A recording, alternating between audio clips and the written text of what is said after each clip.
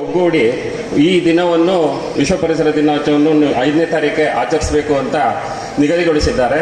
ಅದರಂತೆ ಒಂದೊಂದು ಧ್ಯೇಯವನ್ನು ನೀಡ್ತಾರೆ. ಪ್ರತಿ ವರ್ಷವೂ ಒಂದೊಂದು ಧ್ಯೇಯ ನೀಡಿ ಅದರಂತೆ ಎಲ್ಲ ಪರಿಸರವನ್ನು ಉಳಿಸ್ಕೊಂಡು ಹೋಗಬೇಕು ಅನ್ನೋದು ಒಂದು ಮೇನ್ ಕಂಟೆಂಟ್. ಹಾಗಾಗಿ ಇರುವುದೊಂದೇ ಭೂಮಿ ಅಂತ ಫಸ್ಟ್ ಥೀಮ್ ಸ್ಟಾರ್ಟ್ ಆಗಿತ್ತು. ಅದು 1973ರಲ್ಲಿ.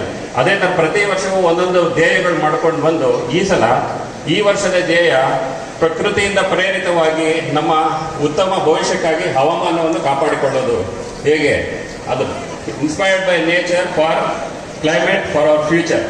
ಇದರ ಅವರು ಅಪರ ಜಿಲ್ಲಾಧಿಕಾರಿಗಳು ಅವರು ಸಹ ಈ ಕಾರ್ಯಕ್ರಮಕ್ಕೆ ಆಗಮಿಸುತ್ತಾರೆ. ಅವರು ಸಹ ಈ ಕಾರ್ಯಕ್ರಮವನ್ನು ಯಶಸ್ವಿಗೊಳಿಸಬೇಕಂತ ಇಲ್ಲಿ ಬಂದಿರುವ ಎಲ್ಲರಿಗೂ, ಶಾಲಾ ಮಕ್ಕಳಿಗೂ ಇಂದು ಈ ವಿಶ್ವ ಪರಿಸರ ದಿನಾಚರಣೆ ಬಗ್ಗೆ ಹೇಳಬೇಕಂದ್ರೆ, ಇದು ಮೊದಲಿಗೆ 1972ರಲ್ಲಿ 3ನೇ ಇಸ್ವಿನಲ್ಲಿ ಇದು ವಿಶ್ವ ಪರಿಸರ ದಿನಾಚರಣೆ ಆಚರಿಸಬೇಕು. ಯಾಕೆಂದರೆ ಇದು ಇರೋದೇ ಒಂದು ಭೂಮಿ.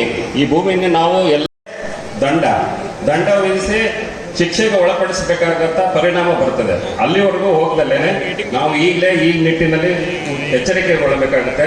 ಈಗಾಗಲೇ ಸಾಲಿಡ್ ವೇಸ್ಟ್ ಮ್ಯಾನೇಜ್ಮೆಂಟ್ ರೂಲ್ಸ್ ಅಂತ ಹೊಸದಾಗಿ ಬಂದಿದೆ 2026ರಲ್ಲಿ. ಅದರಲ್ಲಿ ಏನಂದ್ರೆ ಎಕ್ಸ್ಟೆಂಡೆಡ್ ಪ್ರೊಡ್ಯೂಸರ್ ರೆಸ್ಪಾನ್ಸಿಬಿಲಿಟಿ, ಅಂದ್ರೆ ಯಾರು ಪೊಲ್ಯೂಷನ್ ಮಾಡ್ತಾರೋ ಅವನೇ ಅದಕ್ಕೆ ಜವಾಬ್ದಾರನಾಗ್ತಾನೆ, ಅವನೇ ಅದಕ್ಕೆ ಕ್ರಮ ತೆಗೆದುಕೊಳ್ಬೇಕಾಗುತ್ತೆ. ಪೊಲ್ಯೂಟರ್ ಪೇ ಪ್ರಿನ್ಸಿಪಲ್.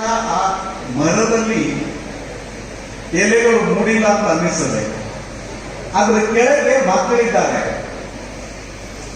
ಆ ಮಕ್ಕಳಿಗೆ ಮರದಲ್ಲಿ ಎಲೆಗಳು ಮೂಡದೇ ಇದ್ರೆ, ಹಸಿರು ಆಗದೇ ಇದ್ರೆ ಆ ಮಕ್ಕಳ ಭವಿಷ್ಯ. ಮನೆಯಲ್ಲಿ ಕಸದ ಪುಟ್ಟಿಗೆ ಮಾತ್ರ ಹಾಕ್ತೀರಾ?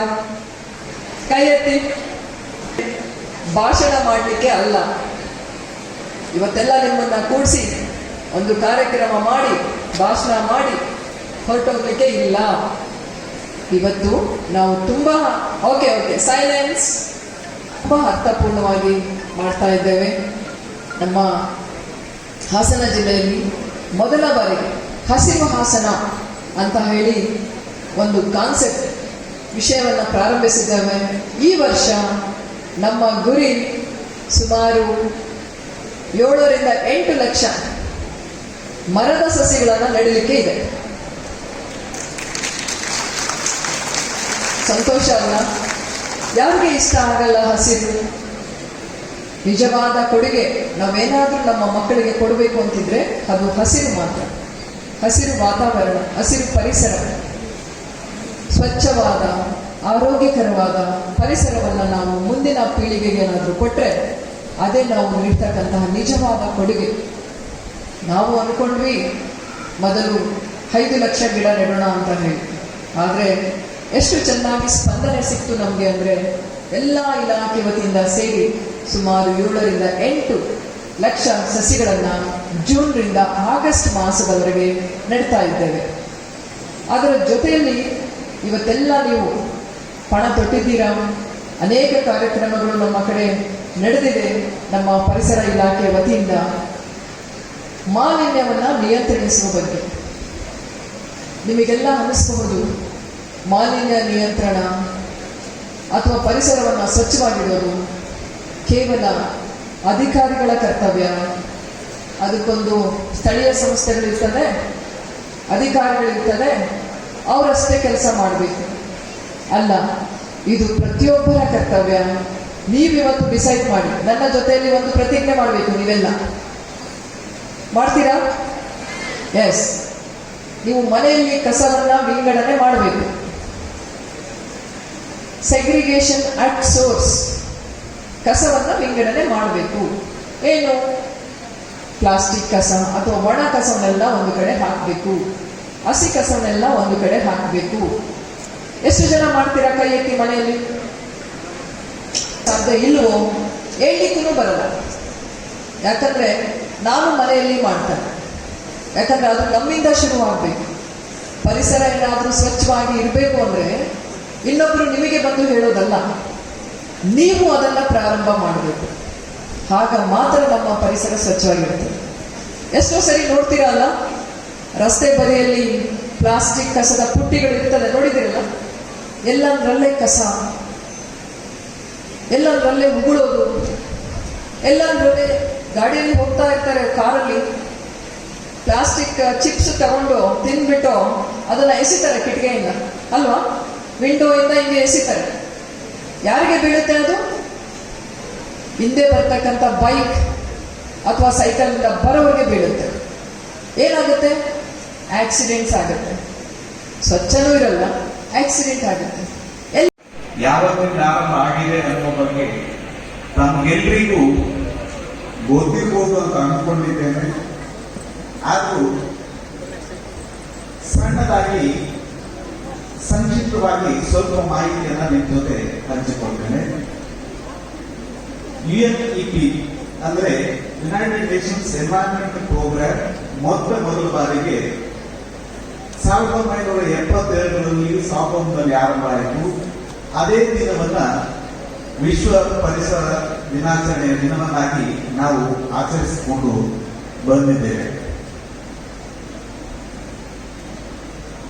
ಯಾಕೆ ಆಚರಣೆ ಮಾಡಬೇಕು ಅನ್ನೋ ಬಗ್ಗೆ ಅಥವಾ ಇದು ಯಾವ ಕಾರಣಕ್ಕಾಗಿ ಆರಂಭ ಆಯಿತು ಅನ್ನೋ ಬಗ್ಗೆ ಸ್ವಲ್ಪ ಮಾಹಿತಿಯನ್ನ ನಿಮ್ಮ ಜೊತೆ ಹಂಚಿಕೊಳ್ಳಿಕ್ಕೆ ಇಚ್ಛೆ ಪಡ್ತೇನೆ. ಅದಕ್ಕಿಂತ ಮೊದಲಾಗಿ ಒಂದು ಮಾತು, ಝೆನ್ ಮಾಸ್ಟರ್ ಅಂತ ಇದ್ದಾರೆ. ಬೌದ್ಧ ಧರ್ಮದ ದೊಡ್ಡ ಗುರುಗಳನ್ನ ಝೆನ್ ಮಾಸ್ಟರ್ ಅಂತ ಹೇಳ್ತಾರೆ ಚೈನಾ ಮತ್ತೆ ಇತರ ಪ್ರದೇಶಗಳಲ್ಲಿ. ಅವರನ್ನ ಒಬ್ಬರು ಕೇಳಿದ್ರಂತೆ, ನೀವು ಈ ಪ್ರಪಂಚಕ್ಕೆ ಕೊಡುವ ಸಂದೇಶ ಏನು ಅಂತ ಹೇಳಿ. ಅದಕ್ಕೆ ಅವರು ಹೇಳಿದ್ರು, ಯಾವ ಸಂದೇಶವನ್ನು ಹೊಸದಾಗಿ ಕೊಡುವಂತದ್ದಿಲ್ಲ. ನಮ್ಮಲ್ಲಿರುವಂತಹ ಧರ್ಮ ಗ್ರಂಥಗಳು, ದಾರ್ಶನಿಕರು, ವೇದ ಪುರಾಣಗಳು, ಬೈಬಲ್, ಕುರಾನ್ ಎಲ್ಲವೂ ಜನ ಹೇಗಿರಬೇಕು, ಪ್ರಪಂಚ ಹೇಗಿರಬೇಕು ಅನ್ನುವುದನ್ನ ಹೇಳಿಕೊಟ್ಟಿದ್ದಾರೆ. ನಾವು ಅದನ್ನ ಪಾಲಿಸಬೇಕಾಗಿದೆ ಅಷ್ಟೇ. ಹಾಗಾಗಿ ಹೊಸದಾಗಿ ಹೇಳುವಂತಹದ್ದು ಏನೇನಿಲ್ಲ. ಈ ವಿಶ್ವ ಪರಿಸರ ದಿನಾಚರಣೆ ಕೂಡ ನಾವು 1972ರಿಂದ ಆರಂಭಿಸಿ ಇವತ್ತಿನವರೆಗೆ ಕೂಡ ಮಾಡಿಕೊಂಡು ಬಂದಿದ್ದೇವೆ ಅಂತ ಅಂದ್ರೆ, ನಾವು ಎಲ್ಲೋ 1972ನೇ ಇಸವಿಯಲ್ಲಿ ನಾವು ಏನು ಮಾಡಬೇಕು ಅಂದುಕೊಂಡಿದ್ದೇವೋ ಅದನ್ನ ಸರಿಯಾಗಿ ಮಾಡದೇ ಇರುವುದೇ ಕಾರಣ ಅಂತ ನನಗೆ ಅನಿಸ್ತಾ ಇದೆ. ಮೂಲಭೂತವಾಗಿ ಈ ವಿಶ್ವ ಪರಿಸರ ದಿನಾಚರಣೆಯನ್ನ ಆಚರಿಸಬೇಕು ಅನ್ನುವಂತಹ ಅವಶ್ಯಕತೆ ಯಾಕೆ ಬಂತು ಅಂತ ಕೇಳಿದ್ರೆ, ಎರಡನೇ ವಿಶ್ವ ಯುದ್ಧ ಮುಗಿದ ನಂತರ ಪ್ರಪಂಚದಾದ್ಯಂತ ಆರ್ಥಿಕ ಕ್ರಾಂತಿ, ಕೈಗಾರಿಕಾ ಕ್ರಾಂತಿಗಳು ಉಂಟಾದವು. ಆ ರೀತಿ ಕೈಗಾರಿಕಾ ಕ್ರಾಂತಿ ಉಂಟು ಮಾಡಿದಾಗ ಪ್ರಪಂಚದಲ್ಲಿದ್ದಂತಹ ಬಹಳಷ್ಟು ಕಾಡುಗಳು, ಪರಿಸರಗಳು ನಾಶ ಆದವು. ಅದೇ ರೀತಿ ಏನಂತೀರಿ,